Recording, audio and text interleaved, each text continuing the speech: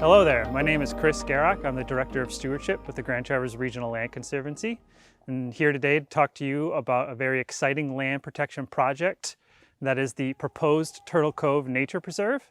The property itself sits in the middle of two other protected pieces of property, the Arbutus Lake State Campground to the north and Pines Park to the west. Together, these create a little over 200 acres of protected property, which serve as important wildlife corridors. In addition to protecting this complex of wildlife habitat, this project will protect nearly 3/4 of a mile of shoreline along the cove, its steep slopes, and vegetation. All of this is really important for maintaining water quality in the lake, as it will slow down the movement of water across the landscape and suck up any excess nutrients prior to it hitting the lake. If this property was developed and we had that loss of vegetation, which might lead to erosion, pollution, or other sources of runoff, all of that would eventually end up in Grand Traverse Bay. This property is in the Boardman River watershed, and what happens on this land ultimately finds its way moving through this property, into the lake, and out into the river, and finally into the bay.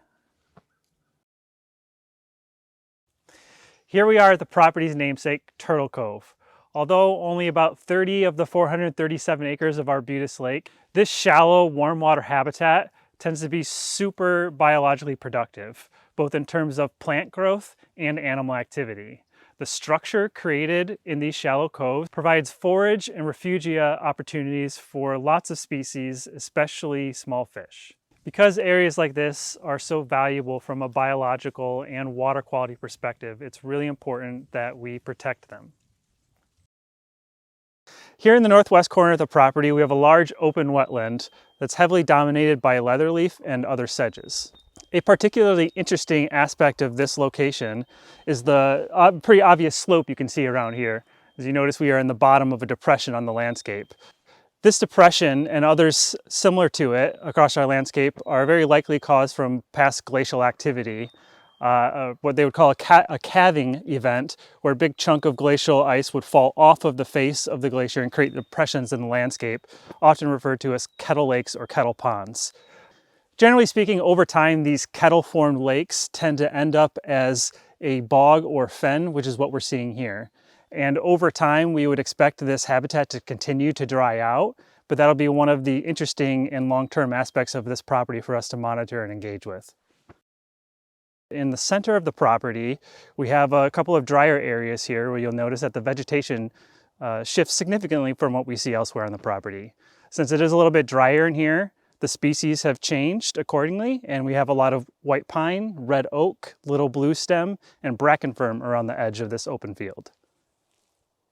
So here we are at the edge of the field as it transitions into another habitat type on the property, the northern hardwood forest. Behind us, we can see white pine and oak trees that are still mixed in as we transition to that habitat. And as we move farther back into the tree line here, the species composition is going to change from these drier species like the oak and pine to species that are a little bit better suited for rich soils like sugar maples. Also, you'll notice the aspen here on the property, and that aspen is an early successional species, which means it's one of those first species to colonize as a habitat moves from an open field back to a forest setting.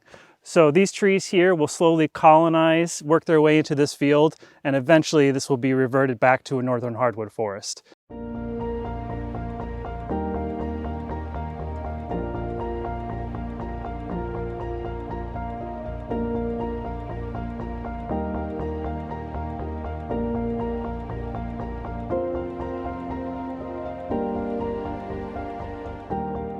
This project not only allows us to protect the unique species and habitats that call this place home, but allow us to address recreational opportunities on the property.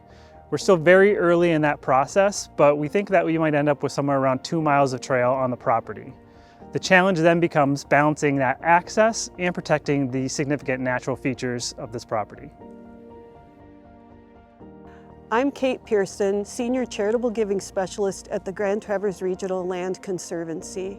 Thank you for your interest in learning about Turtle Cove. As you can see, Turtle Cove is a terribly unique and precious place, and here at the Conservancy, we are thrilled to have an opportunity to protect it forever.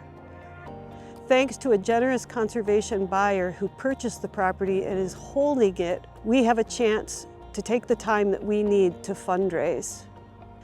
The total project cost to protect Turtle Cove from development forever is $2.4 million. We know that that's going to take really courageous generosity on the part of everyone who loves wildlife habitat and loves Arbutus Lake. Here at the Land Conservancy, we're able to take donations in the form of cash, checks, wire transfer, even appreciated stock. I hope that you and your family will consider how you might support this project. If you'd like more information, feel free to go to our website at www.gtrlc.org. Thank you.